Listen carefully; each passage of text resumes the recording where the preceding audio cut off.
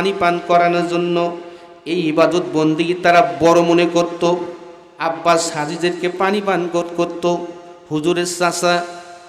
এরপর উসমান ইবনে আবি তালহার হাতে খানায় কাবার চাবি ছিল। সে খানায় কাবার চাবি, খানায় কাবা খুলে দিত, এরপর বন্ধ করত। এটা তার চাকরি ছিল, এটা ইবাদত বলে সে গর্ব করত।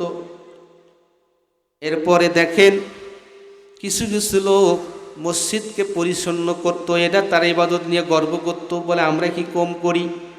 আমাদের বাংলাদেশে কিছু রাজনৈতিক ব্যক্তিরা আছে, তারাও বলে আমরা কি নামাজ পড়ি না, আমরা কি যাকাত দেই না, আমরা কি হজ করি না, আমরা কি হজ করি না, আমরা কি যাকাত দেই না, আমরা কি তোমাদের সঙ্গে থাকি না। কিন্তু আল্লাহ বললেন হবে না, হবে না। এই ইবাদত নিয়ে যতই তোমরা গর্ব করো, কিন্তু সবচাইতে কামান আমানা বিল্লাহি ওয়াল ইয়াউমিল আখিরি ওয়া জাহাদা ফি সাবিলিল্লাহি লা ইস্তাউনা ইনদাল্লাহ। আল্লাহু আকবার। আল্লাহ বলে দিলেন এই গর্ব তোমরা বাদ দাও। এটার চাইতে কামান আমান্না বিল্লাহ সবচাইতে গুরুত্বপূর্ণ ইবাদত হলো আল্লাহর প্রতি বিশ্বাস স্থাপন করা আর দিন দুনিয়াতে কায়েম করা। কারণ যতক্ষণ পর্যন্ত আল্লাহ রাসূল ইসলামী স্টেট কায়েম না করতে পারছেন, ততক্ষণ পর্যন্ত তোমরা যতই নামাজ, যতই তোমরা ইবাদত বন্দেগী করো না কেন, এই ইবাদত বন্দেগী দিয়ে কাজ হবে না। তার কারণ রসুল যতক্ষণ পর্যন্ত জিহাদ করে এই ইসলামী স্টেট কায়েম না করছে, যতক্ষণ পর্যন্ত সমাজ ভালো না করছে, ততক্ষণ পর্যন্ত প্রকাশ্য নামাজ পড়তে পারত না, গোপনী নামাজ পড়ত। এরপরে জিহাদের উপরে থাকতো।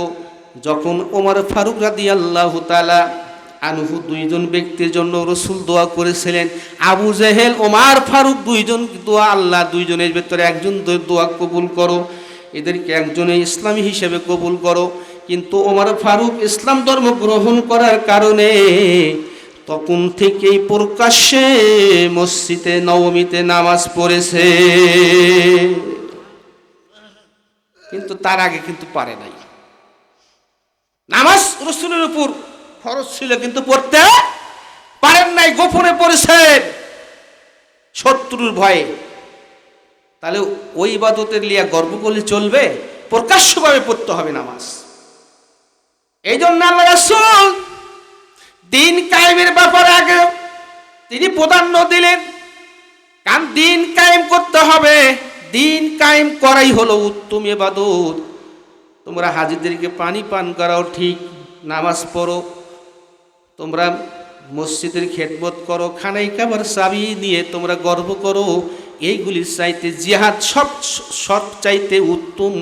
লা ইস্তাউনা ইনদাল্লাহ, এই দুইটা জিনিসের মধ্যে আল্লাহর নিকট সবচাইতে জিহাদ হলো বড়। সুবহানাল্লাহ। আল্লাহু লা ইয়াহদিল কওমাজ যালিমিন। আল্লাহ বলছেন আমি জালেম সম্প্রদায়কে কখনো হেদায়েত করি না। আল্লাহ অন্য জায়গায় বলেছেন ওয়ামাইয়াবতাগি গায়রাল ইসলামি দীনান ফালা লিল্লাহি তাকবীর। দ্বিতীয় বক্তার আগমন, দ্বিতীয় বক্তার আগমন, নারায়ে তাকবীর, নারায়ে তাকবীর। দ্বিতীয় বক্তার আগমন, মাশাআল্লাহ। আর বাড়াবো না, এখন আপনাদের সামনে আমাদের দ্বিতীয় বক্তা ভাই, আমার বড় ভাই, হ্যাঁ, খুব সুন্দর ওয়াজ করেন, এনার সাথেও মাহফিল করছি। এই জন্যে আমাদের দ্বিতীয় বক্তা যিনি বিজ্ঞাপন ঘোষিত বক্তা আমার হায়দার আলী ভাই ছিল, উনি আসতে পারেন নাই, উনি অন্য জায়গায় চলে গেছে। ভাইকে ইনশাল্লাহ আমরা এখানে দাঁড় করাইছি, ইনশাল্লাহ এখন ভাই আমাদের সামনে ওয়াজ পড়াবেন বলে দেব। আসসালামু আলাইকুম। আলহামদুলিল্লাহ, আমাদের মাঝে সম্মানিত